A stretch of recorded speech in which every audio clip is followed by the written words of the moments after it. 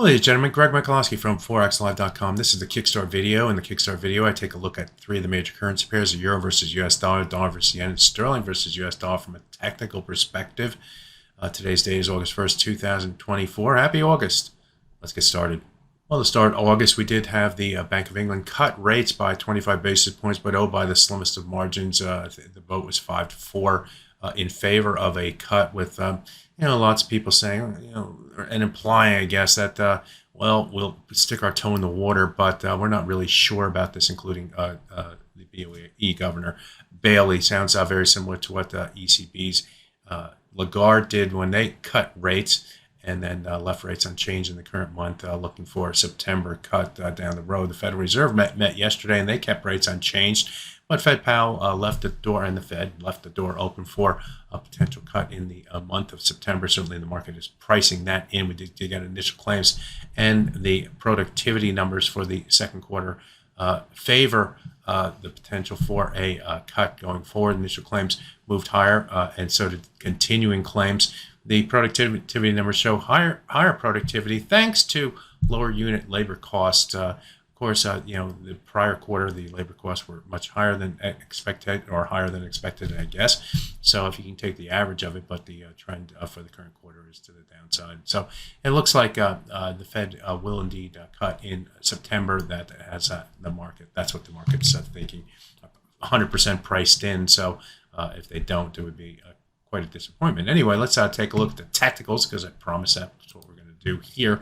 And we're looking at the euro versus US dollar on the hourly chart. And today's trading, before the Bank of England decision, we did see European currencies, including the pound, including the euro, move to the downside here. And in the process, from a technical perspective, we initially tested the 100-hour moving average up here. Now, yesterday we moved above that level, but failed, and then used that level as resistance toward the end of the day. And trading in the Asian and early European session, the price did try to get above that 100, but then rotated to the downside, and we fell below the 100-day moving average and tested the 100-day moving average. It gave the sellers a go ahead to push lower, and indeed they did, moving down below the 100-day moving average. Did I say 100-day? This is a 200-day moving average up here.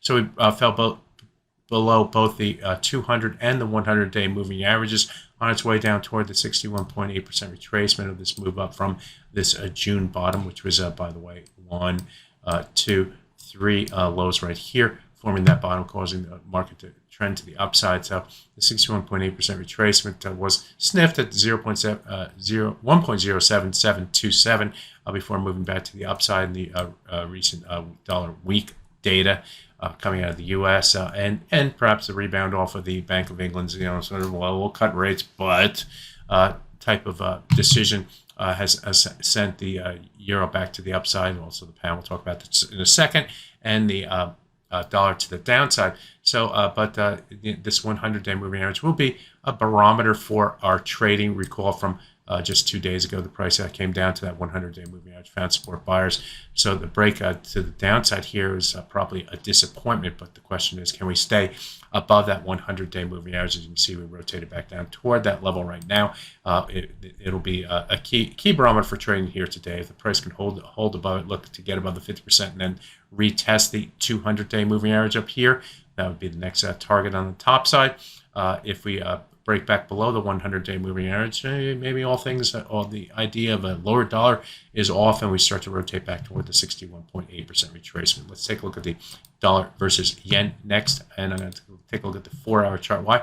Because in trading yesterday, and this week, really, the price has been down, moving down sharply. In trading yesterday, we did move into this swing area through here. This goes back in time to levels through here, here, here.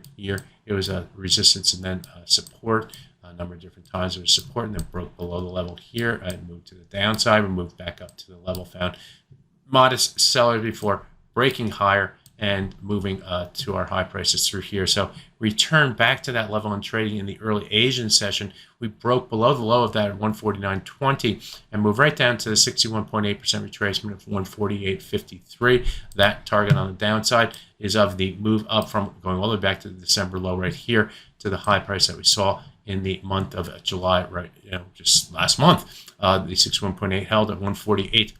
53, and we are seeing a rotation back to the upside. So we are seeing some dollar buying, despite the fact that the yields are lower, and the data today pointed to the potential for lower rates. So scratch my head on that one, I guess. But risk on, perhaps. We're seeing stocks higher. But anyway, technically, that's why we talk technicals. They just show the market, what the market is doing, what the buyers and sellers are doing. But technically, we've got to get back above the 50% retracement and then the 200-day moving average right here to increase the bullish bias to the upside. I would expect that we would see sellers against this area right through here. So be aware of that at 151.09. We're currently trading 150.66. So we're still about 30 or 40 pips away from that 09 level. But if we do get above that level, move toward that level, look for sellers again to level, and we'll see if they can push the price back to the downside here. If we move above the 50% retracement, it seems like we'll go. The market's intent on going to test the 200-day moving average broken in yesterday's trade. Finally, let's take a look at the sterling versus US dollar. I mentioned the Bank of England did cut rates by 25 basis points, but prior to that cut, the price had already moved down and moved below the 200-bar moving average on the 4-hour chart at 128.018.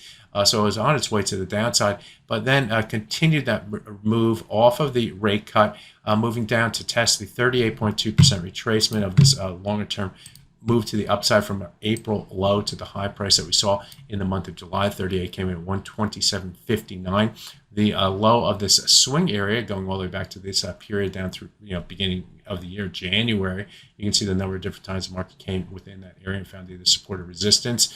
And we fell a little bit below that level, but then snapped back higher, back above that level. So, if I were to blur my eyes, it looks like the market had been trending to the upside, corrected down at 38.2% retracement, and now with the current price trading right around the 200 bar moving average on the 4-hour chart, we're trying to bounce back higher. In other words, the dip buyers came in, like they do at 38.2% retracement, and pushed back to the upside. This 200 bar moving average is going to be a barometer for traders today. Above that, we have this swing area through here, and it goes back in time near the 128.16 to 27 level to get to and through to increase the bullish bias.